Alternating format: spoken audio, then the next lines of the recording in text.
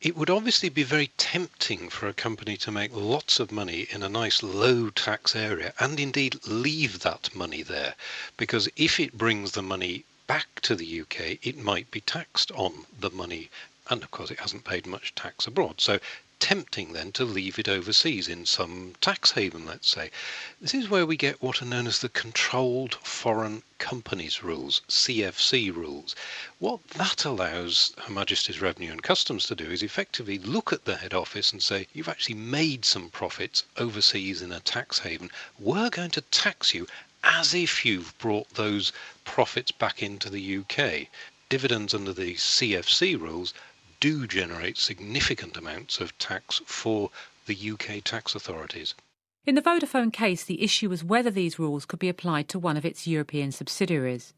We found a huge variation among experts about what Vodafone should be liable for. We heard about lawyers who thought Vodafone didn't owe a thing. But Richard Brooks claims this was the biggest tax giveaway in history. It's certainly true that HMRC and Vodafone didn't go back to court. Some heavy lobbying, some massive corporate whinging, and suddenly they row back by several billions. It's very difficult to explain. It would have been great if somebody could have looked at the deal in detail, but we can't. These tax deals are negotiated completely in secret. There is no means for them to be scrutinised. So what's happening here? Is there actually a change of emphasis at Her Majesty's Revenue and Customs, or are all of these tax lawyers and accountants just running rings around the HMRC? The Revenue decided that the best way of dealing with multinational companies is to cooperate rather than confront. But David Gauke, the Treasury Minister, rejects the suggestion that HMRC is being soft on big business.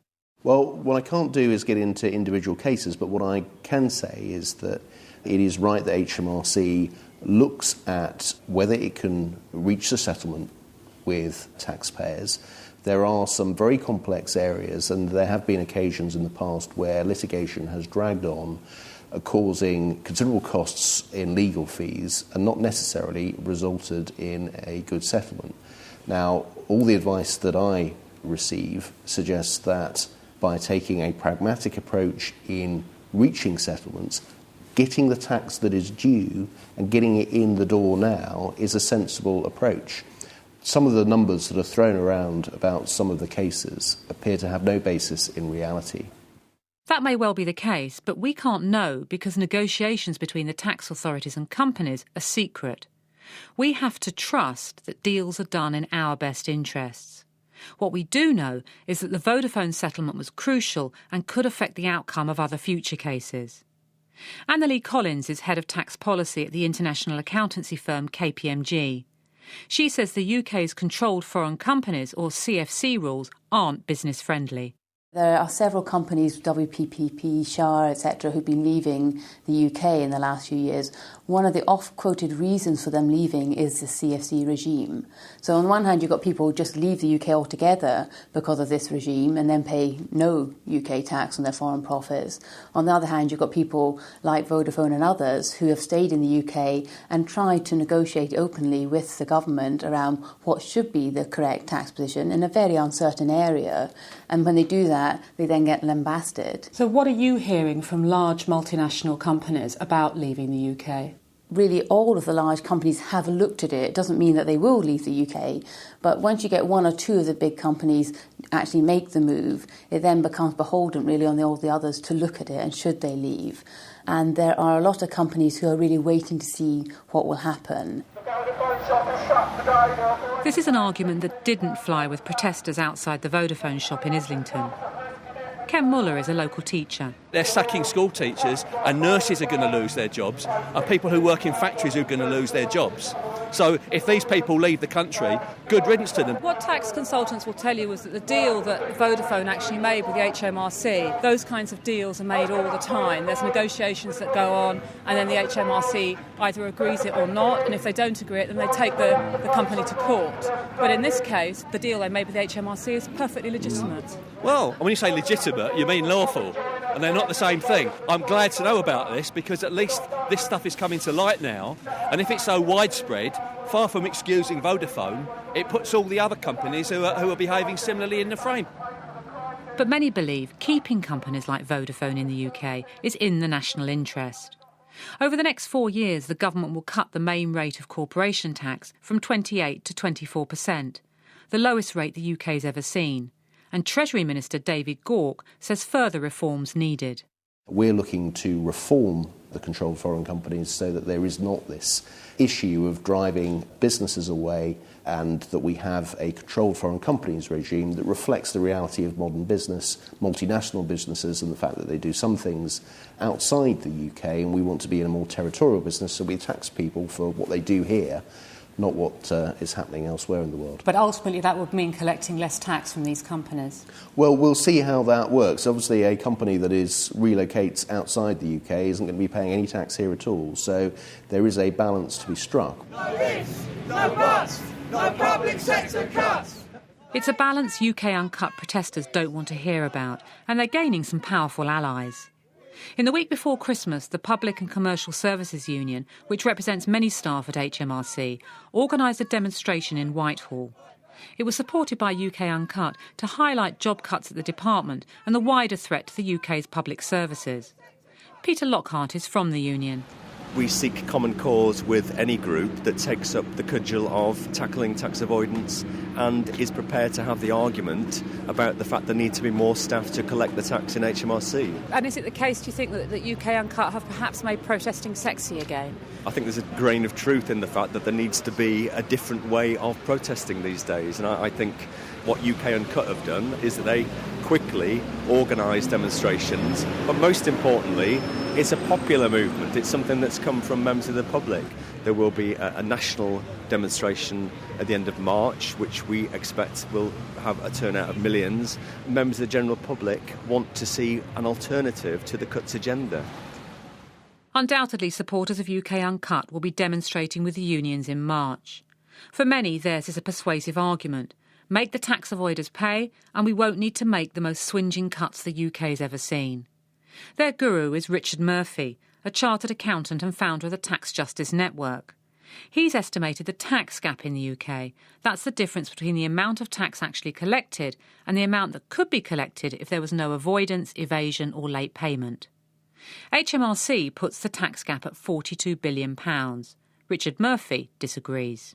I think that the tax gap in the UK is around £120 billion. The biggest part is tax evasion. Now, that's the illegal bit where people don't tell HM Revenue and Customs about their income and don't pay tax as a result. The easiest part to understand is the unpaid tax bit. That is people who admit that they owe tax but actually haven't paid it. And that's around 25 billion. The final component is tax avoidance. This is where people aren't paying tax legally, but nonetheless, I suggest, unethically. Is it really possible, you think, to collect all this missing tax? Look, let's be quite realistic. We are never going to close a 120 billion tax gap. Of course we're not. Can we collect some of it? Yes, of course we can.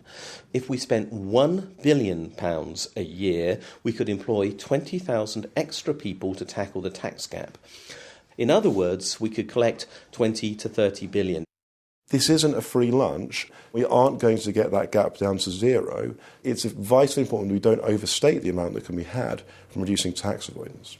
Matthew Sinclair is the director of the Taxpayers Alliance, an organisation that campaigns for lower taxes. You can try and crack down, and the HMRC has been trying to crack down. HMRC's been getting far more aggressive over a number of years. So you can try and edge that amount down, but 40 billion isn't going to materialise. And the more you try and crack down, the risk is that you drive people towards the avoidance strategy of last resort, to not invest in Britain, to take your money elsewhere if Britain's tax authorities are felt to be too threatening. So there is a balance to be struck if we want to maximise revenue, and more than that, if we want to maximise prosperity. Matthew Sinclair.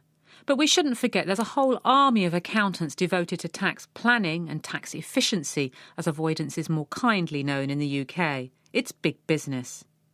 Richard Murphy reckons the tax gap created by large businesses through lawful avoidance is around £6 billion a year. So clamping down on it won't plug the hole in the UK's public finances with a structural deficit of some £100 billion.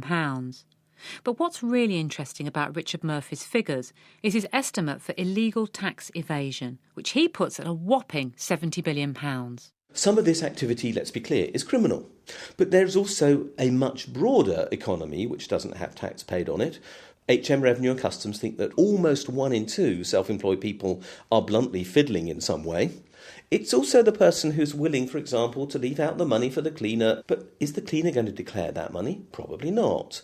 It's the person who pays the tutor to look after their kids' GCSE maths, who gives cash to that tutor. Yeah, that's also part of the shadow economy. So we may be talking about quite a lot of Radio 4 listeners in that category. I want to make it quite clear that when we're talking about this, Radio 4 listeners are, if not themselves tax evading, in some ways helping people tax evade. And how many people have been offered the cheaper deal by somebody for payment in cash? Quite a lot. How many people take it? Quite a lot. That's the problem. Wouldn't UK Uncut actually be better off directing their criticisms at all of us than actually at those big companies? What UK Uncut are saying is that there is a choice to be made, and they're highlighting particular people who've made what they think are the wrong choices. And in that, but many people have made the wrong choices. Yes, choices. Absolutely. But you can't go round and put a poster card on everybody saying, are you a tax evader? But that would seem to be actually more relevant at this juncture. Well, it may be, but actually journalists in particular are very keen for particular people to be named and to some extent shamed with regard to the activities they've undertaken. And because you in the media demand that examples be given, that is what UK Uncut is giving you. Of course, the issue is much bigger than the issue of those particular people they're highlighting. And nobody is pretending that the people they're highlighting have broken the law in any way. The simple point is UK Uncut are saying they've made the wrong choice. They're saying the government is also making the wrong choices, and they're saying a lot of other people are making the wrong choices, but they have to use examples to demonstrate it, and they are meeting your demand within the media for example cases. UK Uncut certainly has had a lot of media attention, perhaps out of proportion to the scale of the protests. And maybe some of us should be asking ourselves if we're contributing to the tax gap too. But does the UK Uncut network have the potential to become a mass movement? We could see a significant joining of forces with trade unions in the spring when the TUC is promising big demonstrations against public spending cuts. As the deficit stays high on everyone's agenda, questions about tax avoidance are not going to go away.